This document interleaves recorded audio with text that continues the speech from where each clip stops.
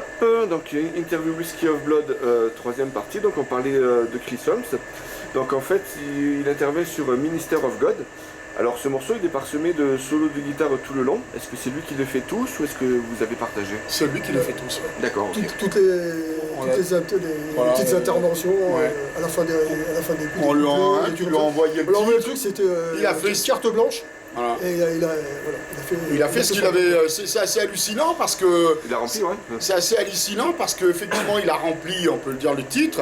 Et il a un son, il n'a pas voulu qu'on touche son son, il a un son particulier. On se croirait limite dans un esprit 70, un peu, sur les interventions. Mais bon, écoute, il l'a senti comme ça. Ce qu'on nous a dit des fois dans d'autres interviews, ouais, mais le son. Ouais. Puis c'est Chris Holmes, quoi. On voulait garder son esprit à 100%. C'est ce qu'il a fait. Toujours son côté un peu psyché. Ouais, voilà, mine de rien. Il y a un côté psychisme. Un peu de même déjà dans Wasp et tout, les solos, ça partait un petit peu dans les trucs, ça. Ouais, c'est clair. Perso, sur ce titre, je trouve que ça rend bien, quoi. Ouais, on voulait sa pote, quoi. Puis bon, en même temps, c'est un honneur déjà. C'est déjà un honneur de l'avoir. Sur l'album. J'imagine. Quand j'étais gamin, j'aurais jamais pensé un jour. Pareil. J'aurais jamais pensé qu'un jour j'aurais mis une. Regardez dans les bouquins, tout ça. Une diseuse de Bonaventure qui arrive, j'aurais dit, tu fous de ma gueule. Et du coup, voilà, sachant que celui-ci, il vit sur Cannes, est-ce qu'il est venu faire ses prises avec vous ou est-ce qu'il a tout enregistré chez lui. Non, il a son studio dans sa maison. Voilà, il nous envoyait des bandes. Il nous envoyait. Donc du coup, il y a aussi Stéphane Rabillou, donc le guitariste de Rising Steel, de Nightmare, ça. Donc par contre, c'est sur quel titre qu'il intervient? Il a Hater Motherfucker, parce que c'est un titre un peu à la Van Halen, c'est assez boogie, assez rapide. Et voilà, tout de suite, moi j'ai forcément pensé à lui, parce que c'est un gros fan comme moi de Van Halen. Et donc il a fait un excellent job. En plus, il venait de s'acheter une VH. Voilà, en plus. Le VH a été baptisé. Dépucelé, pardon. Dépucelé sur l'album, quoi. Voilà, c'est ça. Ok. Donc Emmanuelson, au niveau du chant, je trouve que tu modules pas mal sur cet album. Oui. Alors j'ai pensé par exemple par moment à Peter Steele, à Ozzy Osbourne et plus fréquemment à Bibi Ford. Que c'était des intonations volontaires ou... Écoute, non, franchement, dans Whiskey of Blood, enfin comme dans beaucoup des groupes, de mes groupes, non, c'est devenu un peu naturel. Ça vient comme ça en fonction. J'avais le souci par contre effectivement de varier les vocaux. Mais comme les influences que tu as citées, ouais, c'est des influences que moi j'adore, Type O Negative, j'aime beaucoup le saxon. Ça revient vraiment au feeling, il n'y a aucune volonté de ressembler à un tel ou un tel, où effectivement, par rapport à ce titre de Van Halen et Tom Motherfucker, oui, il y a un riff qui démarre, ça ressemble. Mais après, le but c'est de le mettre à notre sauce, mais oui, les influences citées, on va pas s'en plaindre. Hein. Ok. Donc, concernant le live, vous êtes assez présent sur scène. Est-ce que quelque part on peut dire que Whiskey of Blood, ça devient votre groupe principal à chacun des membres? Bah moi oui, parce que c'est le seul groupe que j'ai. Ah oui, c'est vrai. donc automatiquement, ouais, pour moi c'est le groupe principal, quoi. Bah moi écoute, oui, comme je le disais tout à l'heure, ouais, c'est vraiment un groupe que je veux développer aujourd'hui. Un groupe principal, bon bah, après j'ai d'autres groupes, des groupes qui sont plus des projets studio. Des groupes qui sont plus des projets, mais Whiskey of Blood, c'est vraiment mon bébé, on va dire. Et donc effectivement, oui, je veux vraiment qu'on continue à le développer. Et surtout que maintenant on a un line-up vraiment stable. Tout le monde, ce qui est important, c'est que tout le monde va dans le même sens. On a tous la même motivation. Les nouveaux titres sont déjà vraiment intéressants. Donc pourquoi s'arrêter? Et justement, je pense qu'on a peut-être fait une erreur quand ça a arrêté après Sexy Woman of the Devil. Mais bon, on était tiraillés un peu par d'autres projets. À l'heure d'aujourd'hui, ouais, pour moi, Whiskey of Blood, c'est ma priorité au milieu des autres groupes, c'est clair. D'accord. Voilà. Donc, je vous propose qu'on retrace un petit peu votre histoire. Donc, visiblement, le groupe, voilà, vous le formez dans un contexte particulier en 2010. Alors, vous me dites si je fais des erreurs. Mais donc, du côté de Ellipsis, la bassiste Flay Eclectica venait de quitter le groupe, alors que c'était un des piliers. Et du coup, vous continuez avec Whiskey of Blood avec 3 membres d'Ellipsis, puisqu'il y avait à l'époque à la batterie Man X. Yes, Man X. Voilà. Est-ce qu'il y avait une volonté de votre part de rester ensemble, tout en étant incertain de la suite pour Ellipsis à ce moment-là? Brie après a décidé de s'en aller parce qu'elle avait envie de passer à autre chose, voilà, même par rapport à la famille, etc. Donc nous on était voilà, c'était son choix et on le respectait. Et nous, avec Phil, moi j'avais envie de monter un groupe de hard rock depuis longtemps. Parce que je me disais finalement, j'ai jamais monté de groupe de hard rock, enfin voilà, qui sont une grosse partie de ma vie, toutes ces influences des années 80 qui m'ont bercé.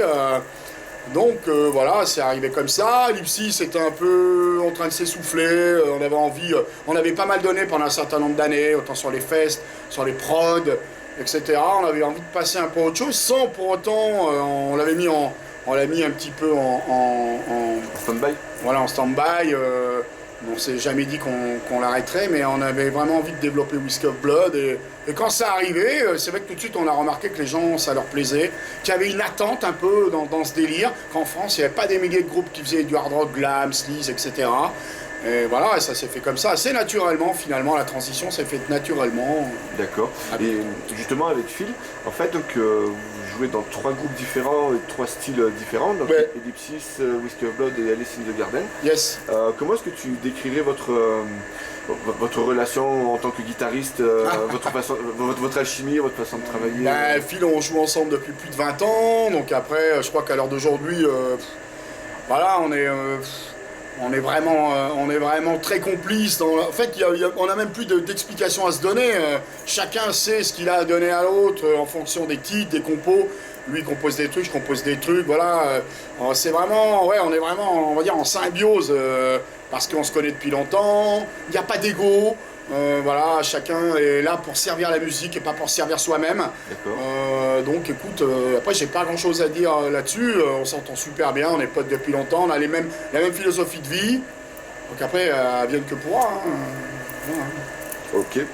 Donc le premier album, donc c'est 666. Alors moi j'avais 2012 et tu m'as dit 2011, peut-être. Yes.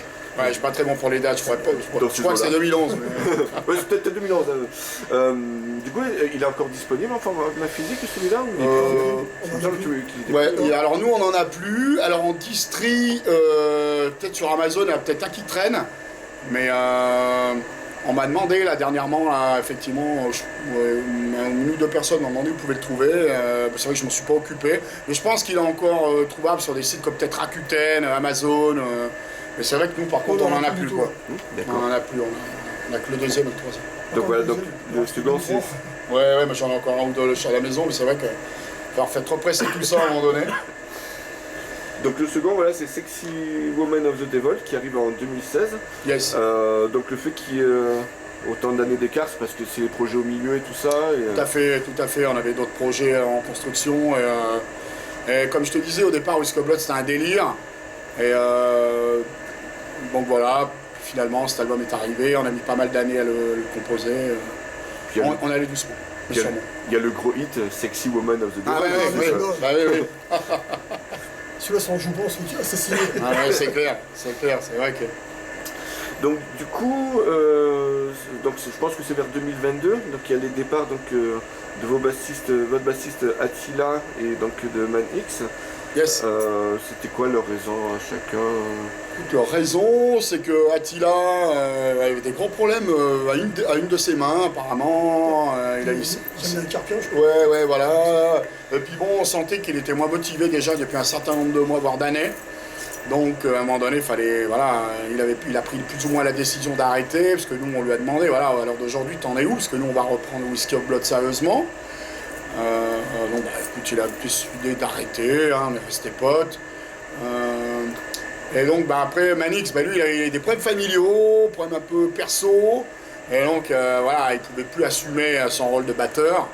Donc pareil, il a fallu prendre la décision de le remplacer. Et puis Pierre, moi j'avais les deux un petit peu dans le collimateur depuis un moment pour éventuellement faire un projet. Et voilà, puis ça c'est pareil, je pense que c'est arrivé naturellement ce changement. Voilà, autant pour Swindler. En plus, que pour Pierre, que pour King of Reckless, man. King of Reckless. Vu qu'à la base j'étais déjà fan du groupe, c'est ça que j'ai tout le temps les trucs. Déjà, il nous léchait pas mal le cul. Déjà, je lui dépannais. Une fois, c'est moi qui ai fait les. Oui, t'avais fait les. J'avais fait les balances parce que quand t'avais le shop là. Ouais, tout à fait. Et du coup, je m'étais déjà bien éclaté là, à ce moment-là. Je m'étais dit, putain, je serais content d'intégrer le groupe. Bah oui. C'est arrivé après. Non, puis je pense qu'à un moment donné, t'as des membres, des fois, tu tournes un peu en boucle. Il faut redonner faut redonner du jus, et donc ça tombait très bien. Et la preuve, le combo est toujours le même aujourd'hui avec les mêmes membres. Hein. D'accord. Et justement, juste pour finir la parenthèse avec Manix, parce que tu me dis que pour Ellipsis, il avait quitté le groupe pour les mêmes raisons. Pour les mêmes raisons. Est-ce qu'il va un peu mieux maintenant, 2 ans après? Il va un peu mieux, on doit d'ailleurs peut-être remonter un projet tous les deux. D'accord. Donc ça serait vraiment un projet expérimental, un projet vraiment barré, un peu à la Naked City, tu vois, les trucs free jazz, barré, 70, enfin bref. C'est en cours, là je pense en début d'année 2025. Ouais, il se remet petit à petit, mais c'est long. Voilà, donc. Mais bon, il n'a pas arrêté la zik, quoi, c'est juste qu'il était en stand-by. D'accord. Donc du coup, la première fois que je vous ai vu, donc quand je vous ai découvert live, c'était il y a 1 an. C'était à Namur pour le concert d'Halloween à l'Uncle Joe. L'Uncle Joe. C'était Phil qui avait organisé cette soirée, je crois. Ouais, c'est un pote à lui.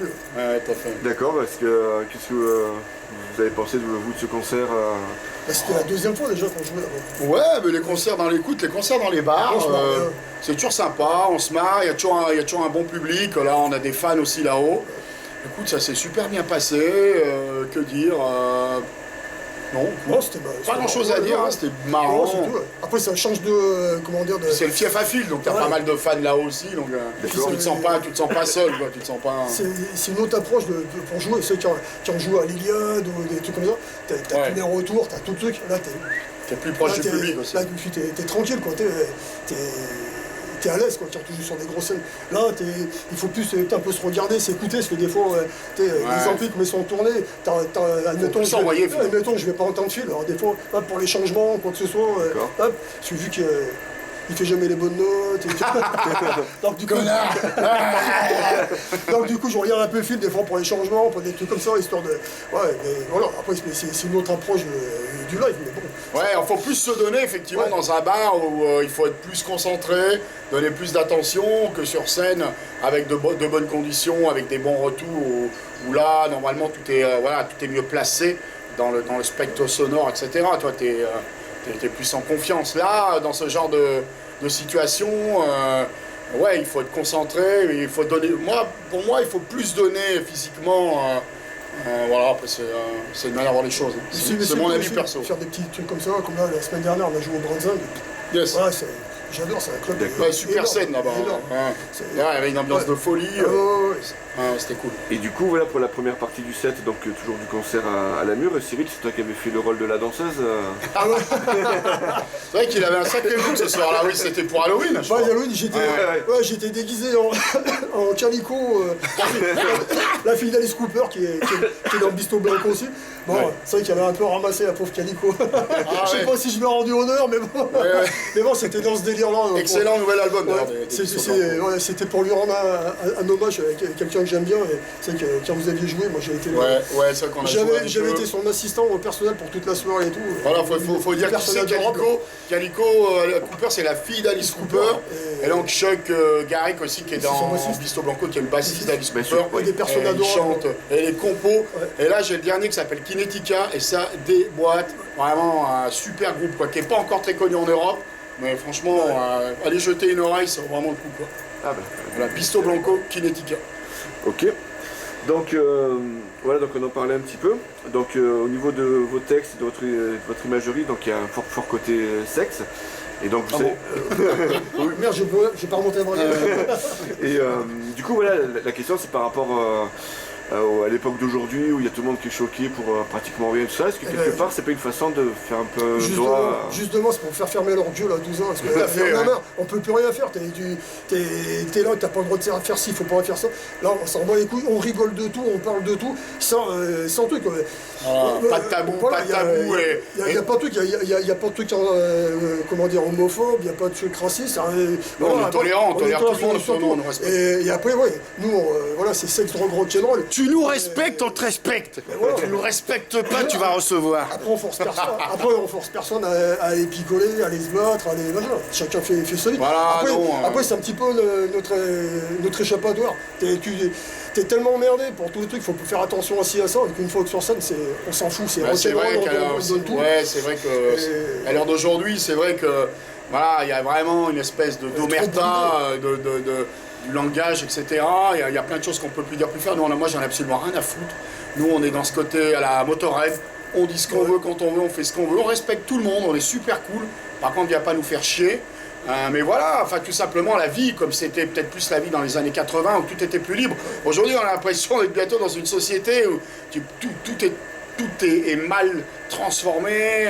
Ouais, tu peux plus rien dire. T'es Tout est analysé ce que tu dis. Voilà, puis bon, vu avec les mecs qui nous gouvernent, c'est pas gagné non plus, quoi. Voilà. C'est pour ça que nous, les chansons, c'est festif, il n'y a pas de religion, il n'y a pas de politique. Voilà, nous, ce qu'on dit, voilà. On fait la fête et puis voilà, quoi. Notre message, c'est fuck the religion, fuck the government, et fuck les médias aussi, certains médias. Merci. Non, mais les médias, les gros médias que tu vois à la télévision. La télé, tout ça.